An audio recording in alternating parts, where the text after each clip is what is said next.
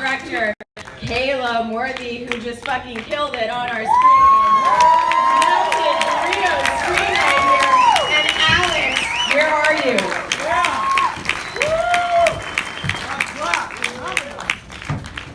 Okay, so let me pass this to.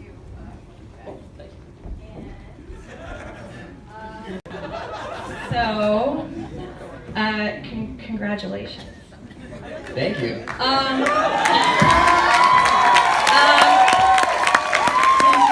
So you're kind of from here? Yeah, I was born and raised in Victoria, BC. Actually, I have a whole crew from my high school, and some of my friends who I've been acting with here forever. So thank you guys for all coming. Killed it. So I mean, this is now the second time I've seen it. I'm a little taken aback right now. Like, so, did it come naturally to you? Everything that you have to do in this? Well, Joseph once said that I was the worst rapper to audition for this movie. And so it's really to the credit of Alex or Kid Twist for teaching me how to rap, along with Roan and Dumbfounded and Disaster. It was a lot of these amazing battle rappers who I really look up to that actually taught me how to rap, because I had no idea how to rap before then. And does everything that you were saying, like, was that something that you wrote everything, Alex? So everything that you see in the movie where an actor is rapping it, I wrote it. Okay. If a rapper is rapping it, then they rewrote it themselves. So, I mean, when we first wrote the script for the movie, we didn't really know like how many battle rappers we were going to actually have in it. So if you read the original version of the script, it's me writing all of the parts. Okay. But I was thrilled that we had as many rappers in the movie as we did, because they brought their own perspective to it, their own style. So you can kind of see the whole gamut of battle rap in the movie. And so when we're watching those scenes, like, Joseph, can you talk a little bit about? I mean, it's like is it art or is it sport? How much rehearsal goes into it, and how many takes is it, or is it just like do it? Can you talk about what it is that we're watching? You're watching a low-budget movie, so and it's a well, welcome to Vancouver. It's a Screen Actors Guild movie. Okay. So when you do a low-budget movie in Screen Actors Guild, every face that appears on screen is $1,000, even if it's an extra. So when we talk about rehearsal, they even make you pay for rehearsal time, right? So I didn't have that much money, so we didn't have that much rehearsal. We had like a day or two or something like that, and then we shot it. And for the most part, the movie was shot in 24 days, but the last 40 minutes of the movie, from all that rap stuff, was done in 3 days. Wow. Because it was so expensive with all those extras. It was like $80,000 a day. So we had to shoot the entire 40 minutes of the movie in 3 days.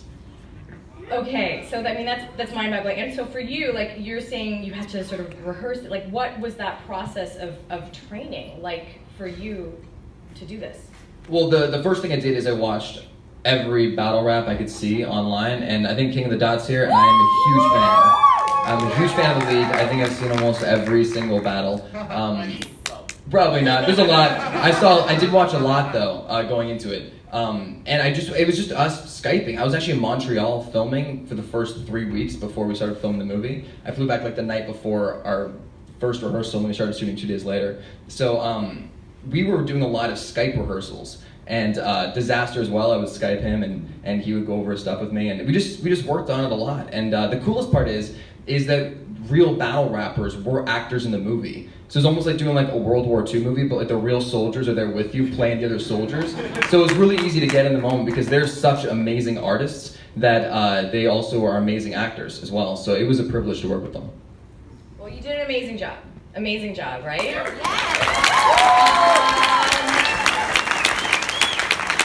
One more question, Alex, for you. How much of you is in this film? Like, how much is there any autobiography? I think people will assume the movie is a lot more autobiographical than it is. There are no actual events from my real life in the movie.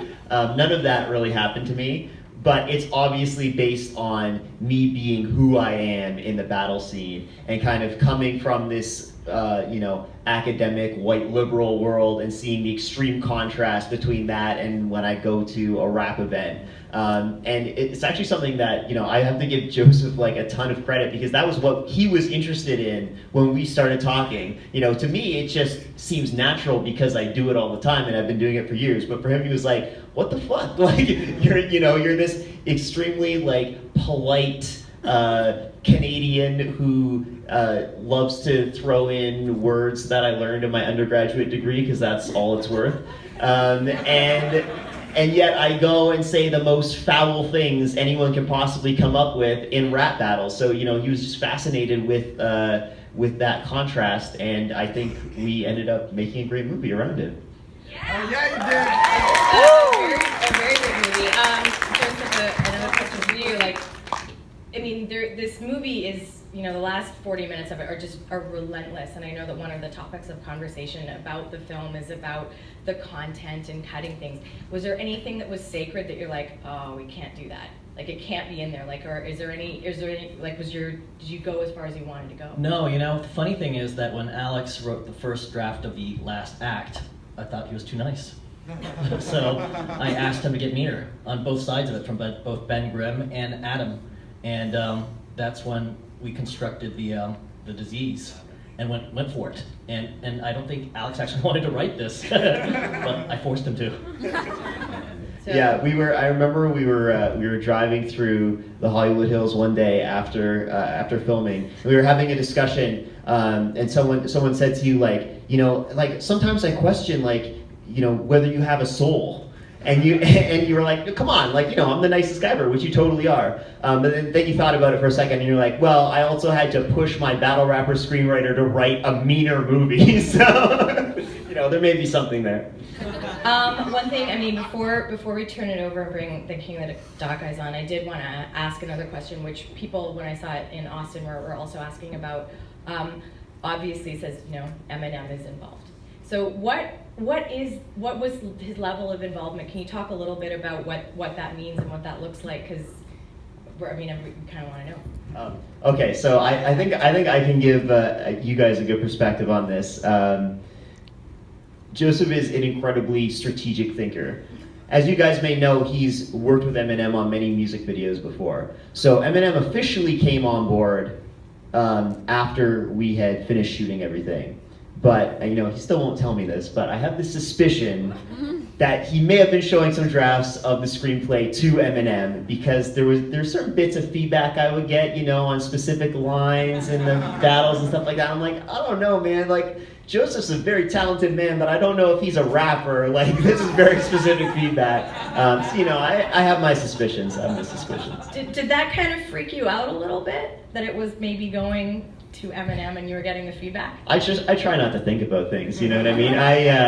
I'm used to getting on stage, standing in a ring surrounded by people, and there's a guy right in front of me trying to tear me down. So in that situation, it's good to just not think about things as much as possible. So I really just try to stay focused on my material, and I approach the screenplay the same way. Has he seen the film?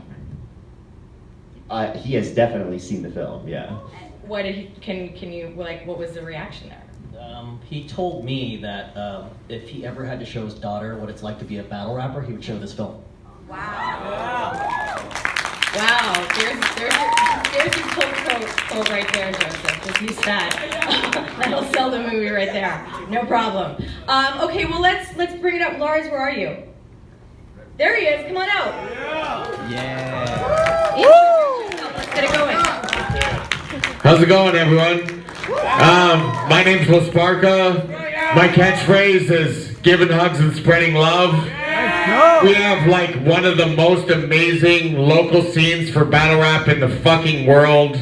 I'm telling you, like, I love this community, like, and this is amazing. Like, the King of the Dot channel, like the first battle that was ever dropped is Kid Twist and Poe Rich, like in a park 10 years ago in Toronto. Now this guy's like making movies and shit, you know what I mean? Like, there's so many people from battle rap, like pretty much my family and friends, like I've met through this shit, like, you know what I mean? People are like doing so much other shit from it, like, and our scene is amazing. Like, oh man, like it just like powers my life, all of you, like, you know what I mean? Like, let's go. Man, y'all represent our city around the world. The world is watching. Like, you know I love this shit. Like, you know what I mean? And I want everyone to level up. Like, we level up together, like as a community, you know what I mean? Like, every time we're like at the shows, like everyone is a part of it. Like, tell your friends, like, you know what I mean? This is like bigger to me than like what it is. Like, I have a worldwide network of friends. Like, I party with rock stars around the world because of this shit. You know what I mean? And if you love this shit and do it good, I will take you and we will party with rock stars. Yes. You know what I'm saying? Let's go.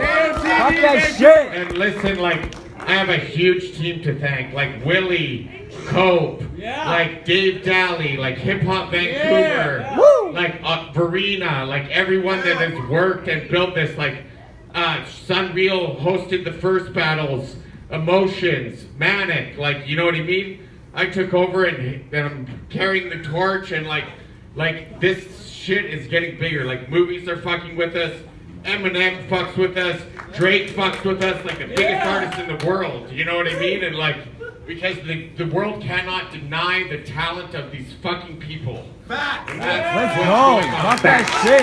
Let's go. And like, coming up December 16th at the Red Room, we have a big show here. I got Thesaurus battling Ellipsis. Thesaurus is like one of the greatest to ever fucking do it from Cali. And he's battling Ellipsis from here. Ellipsis, we have 3 channels.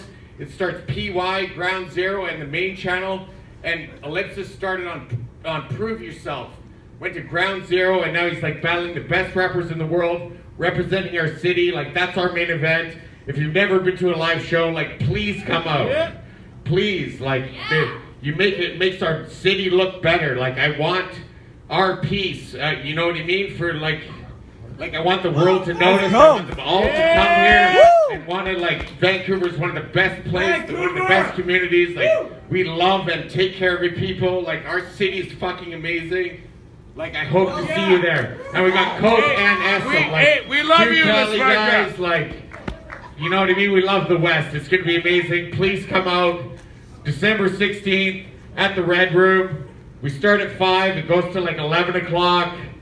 Come support. Make your city look good. I fucking love you all, man. You make my life rich. And like, shout out to these guys. That was fucking amazing. Like, give it up. Like, the movie industry fucking with us. Let's go. Thank you for that. So while we have a little bit of time, like, let's take a few questions. Let's do that. Yes, in the white hat. That movie was amazing. Good job, everyone. At the end of the movie, you're about to release what your name possibly would have been as a rapper. Now, did you require or come across any nicknames or rapper names from people while you were working on set? And what were some of the best ones? Pretty much every rapper called me Tilda Swinton. That was, across the board, everyone said that. A lot of them you heard in there. There's a lot of Ron Weasley, Hermione, pretty much Conan O'Brien. Actually, we had a screening in LA a couple weeks ago, and Dumbfounded was there, and I walked in, and he's like, "Dude, you look like Conan O'Brien." He started like riffing off this amazing rhyme scheme, and it was amazing. He had these amazing bars, but yeah, it was mostly redhead jokes. Another question. Yes, there. I'm just wondering, how did Anthony Michael Hall come to be in the project? Great question. So I was looking for an actor with gravitas to play his dad, and originally it was written very, very differently. It was written for like a Malcolm McDowell or something, and it was much more of a serious older dad. And then actually Anthony Michael Hall reached out to me saying that he wanted to do something in the movie. And when that happened, I thought about it a little bit because he's not as old as we were conceiving the character. And after we did that, I talked to Twist, and we said that we should change him to a Gen X guy and make him actually cooler than his son. And rewrote him to be Anthony Michael Hall, as if like he's the Breakfast Club guy, got cool and became a dad. And then he rewrote the lines to be really fucking funny. And that's how it happened. Question, yeah, in the front there. Why didn't Eminem make it to TIFF? Sorry, what? Why didn't he come to TIFF? Is that what you're asking? Yes. You know, well, do you want to take this one? Or? He's gonna come to the premiere when we actually have it. He's a very, very busy guy. He's like, you know, when you run a giant empire like he does, every day counts. So I have one shot at him for one appearance somewhere, and I'm saving that for the premiere. Nice. I have a really important question. Important question, sure. Shoot. Kid Twist, Yeah. Oh, he's got thank you for doing this. You're very welcome. Well, My pleasure. Thank you to the director too, but you're one of the best battle rappers, and just hearing the bars that you wrote in the film tonight, amazing, man. Thank you. I appreciate that. To hear that you wrote all that shit, fuck yeah, man. I agree. Fuck yeah. I would like to say two things, actually. This movie obviously could not have been done without two people on the stage. It's Alex and Calum, because literally no one else could have written this movie in the entire world. There's literally not a single screenwriter in Hollywood that could have written this thing. They don't have that talent. They don't have that brain. And trust me, this was not an easy script to write. I kept throwing things at him, and he kept coming up, and he would come up with rhymes like on the spot, overnight, on set, however I wanted it. And then Calum, he's in every scene of this movie practically. And that's a tough thing to do, to play this role. I mean, I went through a giant search all throughout Hollywood for every actor. And, you know, we had some big ones come in, drop out, things like that. But at the end of the day, there's really one guy in the world that could have done this. And every time I watch this movie, I see these nuances that he has. Like that first scene where he takes down Billy Pistols and he says Miley Cyrus twerk. Watch it again one day. Watch what his eyes do after he says it. The realization that he just did something, and like, that's not written in the script. It's the shit that Calum brings, and the layering and the humanity to it that makes me always say that I think acting is the highest art form, and Calum is an expressive, beautiful actor. And thank you.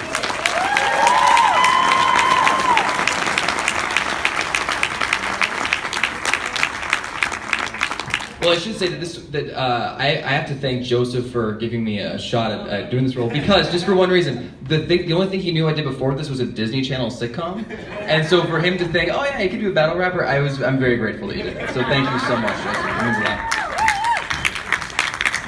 Calum, you a battle fan now? Oh hell yeah. All right. Well, we can probably just take a couple more questions. Yes, the lady there. What was with the cat? It kept coming up on set, and I couldn't get rid of it, so I just shot it. Okay, other question? Yes, there in the middle. Can you talk about, Joseph, can you talk about going from something like directing Bad Blood to something like this? Like, how do you approach it? I didn't go from Bad Blood to this, I went from Power Rangers to this. So, Power Rangers was like, I don't know if you've seen the short, but it was like, I did this thing called Power / Rangers, where I turned the Power Rangers into this NC-17 fucking bloodfest. And it was kind of a fuck you to Hollywood. I knew they were going to come out with a Power Rangers film. I just wanted to sabotage them. And so I did a very classical style, and it got it out of my system, that slick style. And I felt like once I had done that slick style, now I want to do something grittier.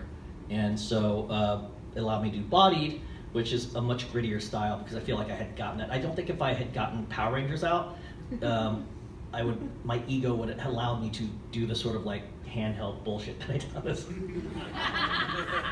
Other questions? Yes, there on the side. Hi, it's not a question, but I wanted to say that was the most fun I've had in the movie. And I haven't yelled so much at a screen since Rocky Horror. Yeah! Thank you so much. Thank you. Any other? Yeah, the second row. Okay, so at the end of the movie, Adam's all like, I know what my rap name's gonna be, but we don't find out. So is there gonna be a sequel?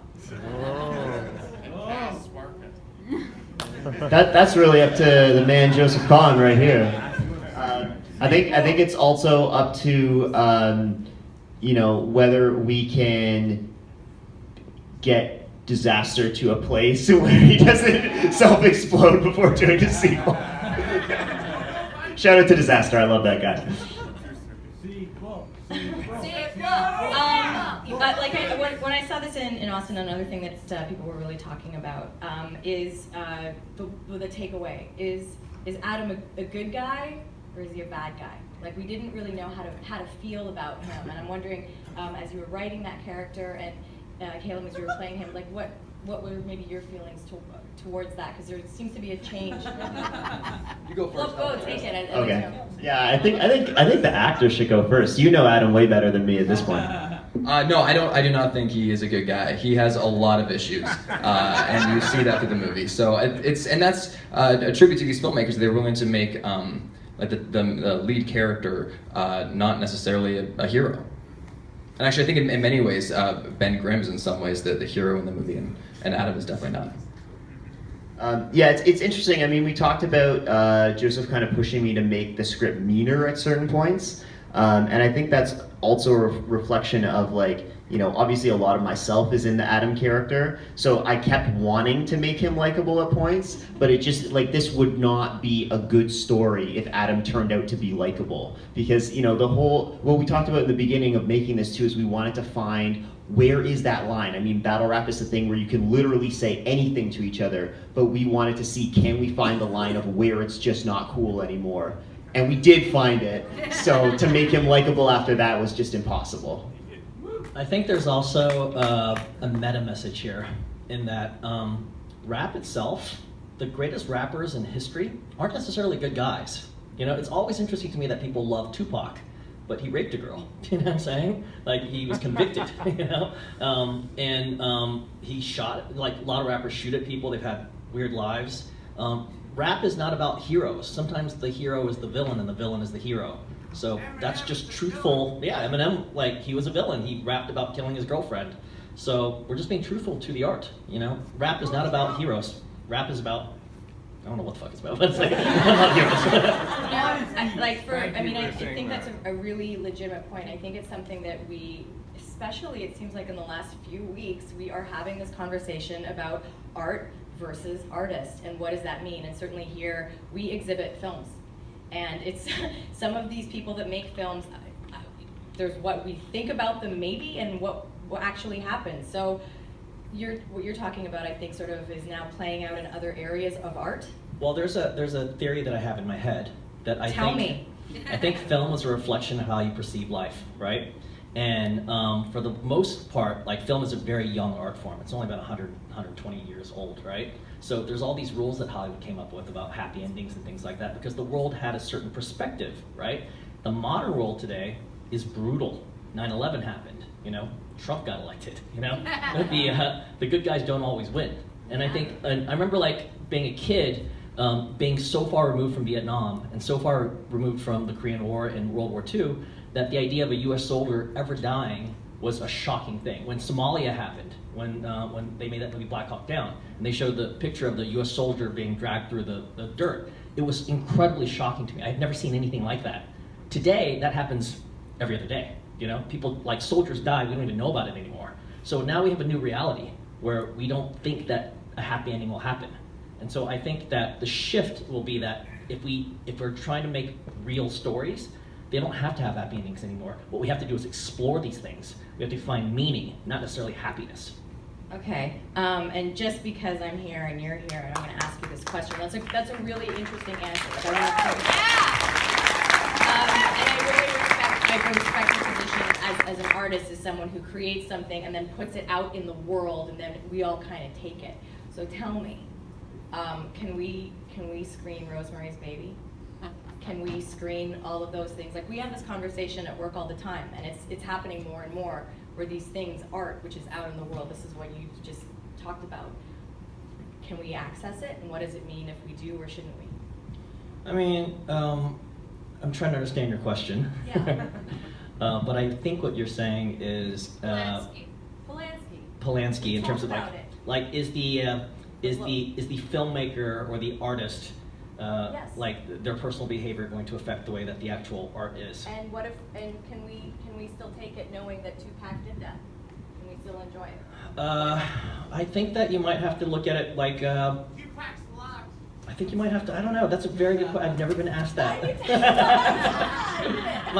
It would be my own personal feeling, and it has nothing to do necessarily with the movie itself. But I think there's different ways of watching movies. Yeah. There's entertainment. There's contextual, right? And I think that if you're going to start watching things like Rosemary's Baby, you can't toss that movie away. It exists. You know, it's Good. affected cinema. You know. Thank you. So you might have to watch it from a much more academic point of view to justify watching it. Yeah, I think that's what it is. Like the day of just watching the stuff purely on an instinctual, emotional level, I think it's starting to go away because the way that we process information is different than someone in 1969. In 1969, the internet didn't exist, right? So the entire idea of how you perceive information, there was no choice in the matter, you know? And now today, if you ever have a question, you can Wikipedia it, you can actually stop the movie, you can pause a movie, which you couldn't do in Rosemary's Baby. Remember, like back in the day, you couldn't even pause a movie, and now you can pause it and get to it. In fact, in the 80s, if you wanted to pause a movie and then you want to go something, you had to wait to fast forward your videotape. So the way that the modern audience perceives information is very different, and I think the way that they perceive the finality of a piece of art is radically different because, like, all films are information, and we perceive information differently. So if we have a situation where we say, Roman Polanski is a rapist, but he made a seminal film, we are no longer watching it like someone in 1969. We have to watch it like someone in 2017. Right. Thank you. I mean, I think like that's, I didn't want to get too heady, but I feel like this is something that, is what we do here. We show movies, it's a conversation we have, and that to me is a lot of the takeaway. So, I mean, Alex, I don't know if you want to speak to that. You wrote it. I think our director's a smart motherfucker. Yeah, I mean, I think just to take this to a little bit of a lighter place, I think if we start only watching movies by people who have impeccable personal lives, we're in pretty good shape. So, you know, you can watch Bodied and feel good, you know? I am not Brett Ratner, so we're good. Okay. Well, I mean, I feel like that's probably okay. One last hand there. Last one. Just wondering if there was any thought given to not having the white guy win the final battle rap. Are you racist down there?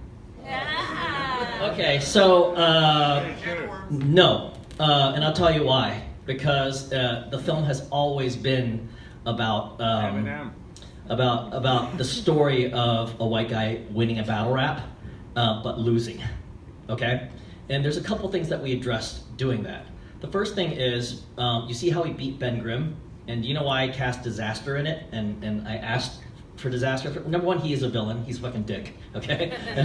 But the second thing is that he's neither black nor white, you know? So I just felt like if Calum's Adam beat a black guy and then beat another black guy, it's just a bad look for the movie. It just feels like it happened in 8 Mile, you know? So I needed a neutral ground. And the second thing is, it's a story about a white guy in a different way than 8 Mile was, okay? 8 Mile is Eminem's life story. Eminem is legitimately from the street. He grew up in Detroit. He hung out with that crowd. The vernacular that he spoke is actually part of his life. Like, that's literally what he is. He was an insider that was an outsider simply because of the color of his skin. It's like a reverse thing that was happening over there, but it was legitimate.